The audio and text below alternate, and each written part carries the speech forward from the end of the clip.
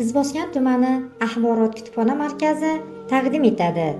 Jadidchilik harakati namoyandalari va ularning faoliyati nomli havolamiz orqali jadidlar haqidagi 8 jildli kitoblar to'plami haqida so'z yuritamiz. Mahmudxo'ja Behbudiy jadidchilik harakatining yirik namoyandasi, o'lka jadidlarining yetakchisidir.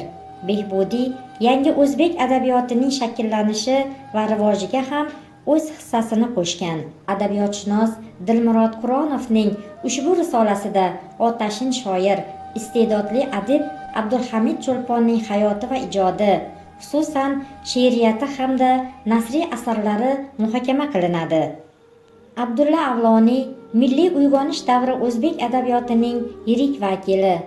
Bu davr adabiyotining biror bir qirrasi yo'qki, Avloniy ijodiga bo'y ko'rsatmagan. Abdulla Avloniyning tarbiya biz uchun yo hayot, yo mamot, yo najot, yo halokat, yo saodat, yo falokat masalasidir degan so'zlari ibrat maktabidir.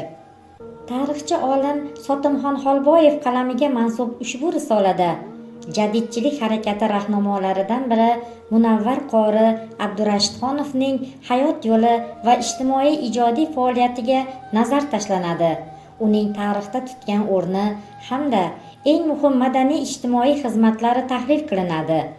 Taniqli fitratshunos olim Hamidulla Boltaboyevning ushbu risolasida o'zbek jadid adabiyotining asoschilaridan biri Fitratning hayot yo'li, ilmiy adabiy merosi yoritilgan.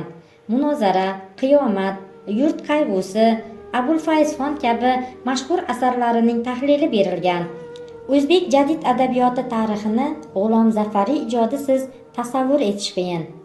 Zero o'zbek adabiyotida musiqali drama janri va bolalar dramaturgiyasining vujudga kelishi bevosita uning nomi bilan bog'liq. Adib o'z asarlari bilan o'tgan asrning 20-30-yillari ma'naviy ijtimoiy hayotida sezilarli iz qoldirdi. Pedagogika fanlari doktori professor Ulug'bek Dolimovning mazkur risolasida Is'hoqxon Ibratning hayot yo'li, tarixnavis, tilshunos va shoir sifatidagi ijodiy faoliyati yoritiladi. 20-asr o'zbek adabiyotining mumtoz namoyandasi, iste'dodli adib Abdulla Qodiriy o'zbek romanchilik maktabining asoschisi sanaladi. Uning asarlari o'zbekning har bir xonadoniga kirib bordi. Har bir o'zbek kitobxonining sevimli asarlari qatoridan o'rin oldi. Abdulla Qodiriyning nomi asarlari bilan birga jahonga tanildi.